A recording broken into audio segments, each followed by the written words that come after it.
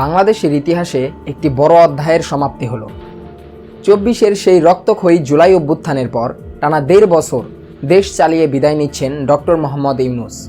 কিন্তু যাওয়ার আগে তিনি গতকাল জাতির উদ্দেশ্যে কি বলে গেলেন? তিনি কি সত্যি নতুন বাংলাদেশ গড়ে যেতে পেরেছেন, নাকি পেছনে রেখে গেলেন অনেক প্রশ্নবোধক চিহ্ন? আজকের ভিডিওতে আমরা ডক্টর ইউনূসের বিদায়ী ভাষণের প্রতিটি পয়েন্ট ধরে ধরে বিশ্লেষণ করব। ভিডিওটি শেষ পর্যন্ত দেখুন, কারণ শেষে থাকছে আগামী সরকারের জন্য তার দেওয়া বড় একটি সতর্কবার্তা।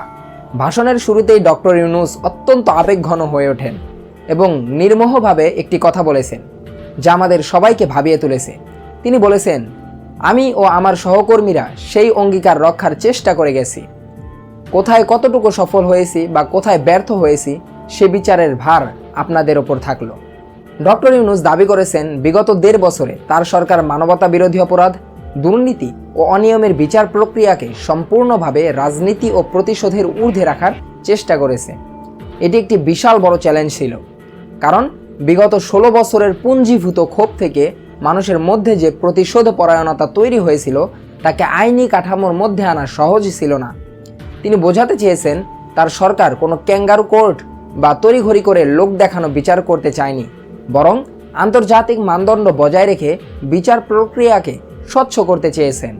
তিনি আরেকটি গুরুত্বপূর্ণ পয়েন্ট তুলে ধরেছেন, প্রাতিষ্ঠানিক সংস্কার। ডক্টর ইউনূস বলেছেন, আমরা ভঙ্গুর প্রতিষ্ঠানগুলোর প্রশাসনিক, বাণিজ্যিক ও আর্থিক সংস্কারে হাত দিয়েছি। উদ্দেশ্য একটাই, ভবিষ্যতে যেন কোনো সরকার জনগণের ইচ্ছার বিরুদ্ধে নিজেকে স্থাপন করতে না পারে। অর্থাৎ তিনি এমন এক রাষ্ট্র কাঠামো রেখে যেতে চেয়েছেন যেখানে ব্যক্তি নয় বরং প্রতিষ্ঠানই হবে ক্ষমতার উৎস, যাতে ভবিষ্যতে কোনো শাসক চাইলে আবার স্বৈরাচারী হয়ে উঠতে না পারে। এই সব অর্জনের কৃতিত্ব ডক্টর ইউনূস একা নেননি। তিনি বারবার ফিরে গেছেন জুলাইয়ের সেই উত্তাল দিনগুলোতে। রাস্তায় নেমে আসা তরুণ তরুণী যারা অকাতরে প্রাণ দিয়েছে এবং যারা এখন আহত হয়ে হাসপাতালে কাতরাচ্ছে, তাদের প্রতি গভীর শ্রদ্ধা জানিয়েছেন। তিনি স্পষ্ট করে দিয়েছেন, জুলাই অভ্যুত্থানের সেই সাহসী মানুষদের আত্মত্যাগ ছাড়া এই পরিবর্তন কোনোভাবেই সম্ভব হতো না।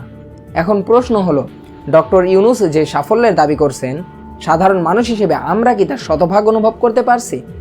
ডক্টর ইউনূস নিজে যখন বলছেন ব্যর্থতার বিচারের ভার আপনাদের ওপর, তখন আমাদের ভাবতে হবে, দ্রব্যমূল্য নিয়ন্ত্রণ বা আইন শৃঙ্খলা পুরোপুরি স্বাভাবিক করার ক্ষেত্রে কি সত্যি কোনো ঘাটতি ছিল, নাকি এই বিশাল ধ্বংসস্তূপ থেকে দেশ টেনে তোলা ১.৫ বছরে সম্ভব ছিল না? ডক্টর ইউনূস তার ভাষণে সবচেয়ে বেশি জোর দিয়েছেন সংস্কারের ওপর। তিনি জানান, দেশকে ফ্যাসিবাদের কবল থেকে মুক্ত রাখতে প্রায় ১৩০টি নতুন আইন এবং ৬০০টি নির্বাহী আদেশ জারি করা হয়েছে, যার প্রায় ৮৪% ইতিমধ্যে বাস্তবায়িত। তিনি বলছেন, এখন আর কেউ গুম, খুন বা বিচার বহির্ভূত হত্যার সংস্কৃতি ফিরিয়ে আনতে পারবে না। বিশেষ করে পুলিশের ওপর মানুষের আস্থা ফিরিয়ে আনতে পুলিশ কমিশন অধ্যাদেশ ২০২৫ এর কথা তিনি বিশেষভাবে উল্লেখ করেছেন। একটি চাঞ্চল্যকর তথ্য ডক্টর ইউনূস তার ভাষণে দিয়েছেন। তিনি যখন দায়িত্ব নেন তখন দেশের অর্থনীতি ছিল বিধ্বস্ত।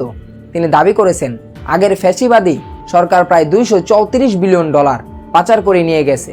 এই ঋণের বোঝা মাথায় নিয়ে যাত্রা শুরু করলেও যাওয়ার সময় তিনি স্বস্তি প্রকাশ করেছেন।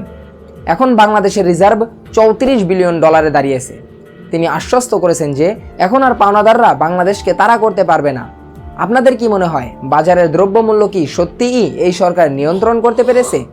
এই অন্তর্বর্তী সরকারের সবচেয়ে বড় কাজ ছিল একটি নিরপেক্ষ নির্বাচন উপহার দেওয়া। ডক্টর ইউনূসের মতে এই ১৩তম জাতীয় সংসদ নির্বাচন শুধু ক্ষমতা হস্তান্তরের প্রক্রিয়া নয়, বরং নতুন বাংলাদেশের জন্য ইতিহাসে প্রথমবারের মতো প্রবাসীরা ভোট দেওয়ার সুযোগ পেয়েছেন, যা ডক্টর ইউনূসকে ব্যক্তিগতভাবে অনেক আনন্দ দিয়েছে। তিনি আশা করেন ভবিষ্যতে আরও বেশি প্রবাসী এই প্রক্রিয়ায় অংশ নেবেন। ভাষণের একেবারে শেষ দিকে তিনি জুলাই সনদের কথা বলেছেন। তিনি মনে করেন, অন্তর্বর্তী সরকারের ছোট বড় অনেক ভুল থাকলেও জাতি জুলাই সনদের কথা কখনো ভুলবে না। এই সনদই হবে আগামী বাংলাদেশের রক্ষা কবচ, যা ফ্যাসিবাদ ফিরে আসার সব পথ চিরতরে বন্ধ করে দেবে। ডক্টর ইউনূস বিদায় নিচ্ছেন। দেশ এখন নতুন নির্বাচিত সরকারের হাতে, কিন্তু তার এই ১.৫ বছরের যাত্রা কি সত্যি সফল?